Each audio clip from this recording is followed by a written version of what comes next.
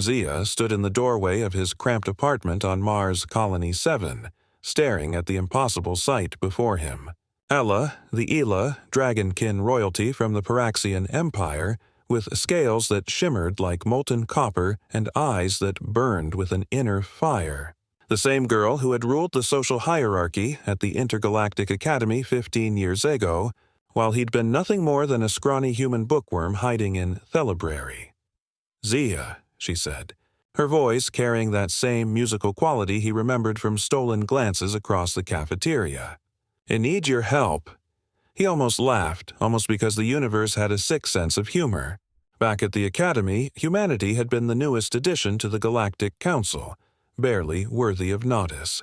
Humans were weak, their technology primitive, their life span laughably short. The other species had made that abundantly clear.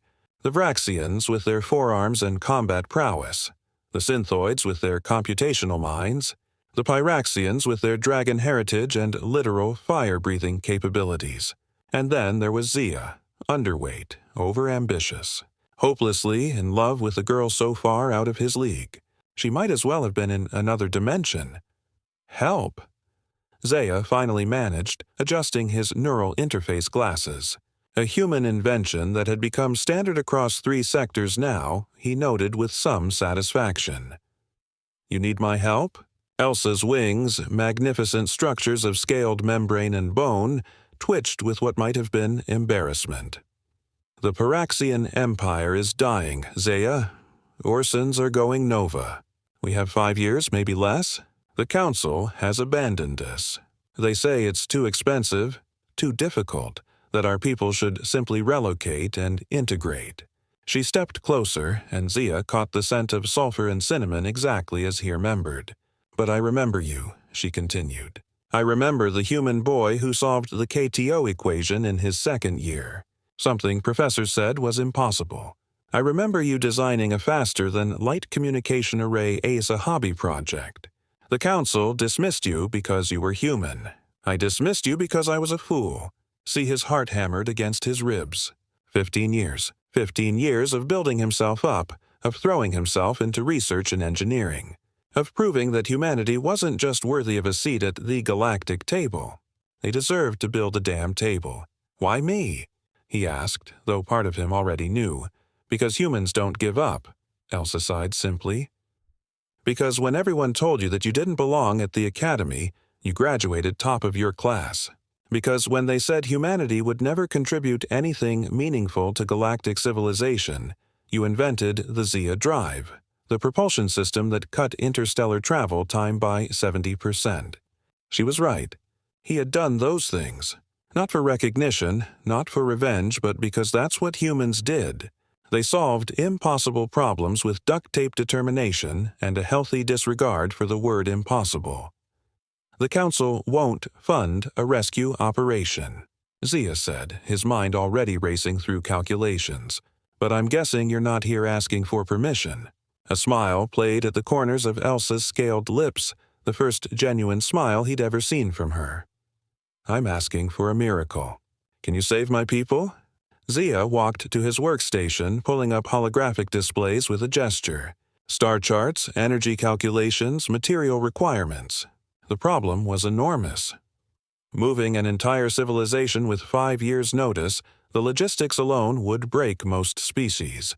But humans had evacuated entire colonies in less time during the Proxima Crisis. Humans had built habitats in radiation zones that other species said would kill them in hours. Humans had looked at the cold equations of survival and said, "Watch this. I'll need a team," Zia said, his fingers flying over the holographic interface. "Human engineers, mostly. The Paraxian Empire will need to provide raw materials and labor."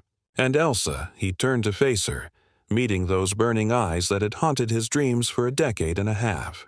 "No one can know this was my idea. If the Council finds out humanity is running an unauthorized rescue operation of this scale, they'll shut us down." "Why would you risk that?" Elsa asked softly. "After how my people treated you? After how I treated you?"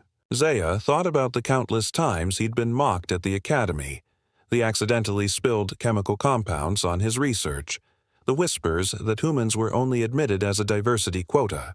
He thought about Elsa, laughing with her dragonkin friends while he'd watched from the shadows, too afraid to even speak to her. He should say no. He should let the universe take its course. Let the proud Paraxians learn what it felt like to be dismissed and forgotten. But that wasn't humanity. That wasn't him because someone has to give a damn, Zia said. And humans are really, really good at that. Over the next 6 months, Zia assembled the most audacious rescue operation in galactic history. Human engineers worked around the clock, designing mobile habitats that could house millions.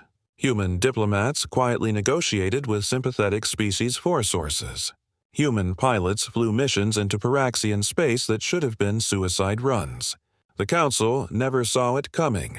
When the Paraxian suns finally began their death throes, 3 billion dragonkin were safely evacuated to New Paraxis, a terraformed world that humans had secretly been preparing in an adjacent sector. The galaxy erupted in shock. How had the weak, primitive humans managed what the entire Galactic Council had deemed impossible? Zia never took credit. The operation was attributed to a coalition of concerned species, and he let it stay that way. Humanity didn't need the recognition. They'd proven their point. On the day of the final evacuation, Elsa found him on the observation deck of his ship, watching the old Paraxian suns collapse into supernova. "Thank you," she said, standing beside him. "For saving us. For being better than we deserved." Zia smiled, still watching the cosmic fireworks. "You know what humans say? Today you, tomorrow me. We help because someday we might need help, too. And if that day comes," Elsa said, her hand finding his, "the Paraxian Empire will remember the scrawny nerd who loved me when I was too blind to see him. The man who saved my entire species without asking for anything in return." Zia looked at their joined hands, human and dragon kin, fragile flesh and armored scales. "I didn't do it for recognition," he said softly. "I know," Elsa replied. "That's what makes it extraordinary. That's what makes humanity extraordinary." As the twin suns died in brilliant cascades of light, Zia realized something profound. The galaxy had been wrong about humans. They weren't weak, they were resilient. They weren't primitive. They were innovative, and they weren't insignificant. They were exactly what the galaxy needed, even if it didn't know it yet. Humanity. Yeah,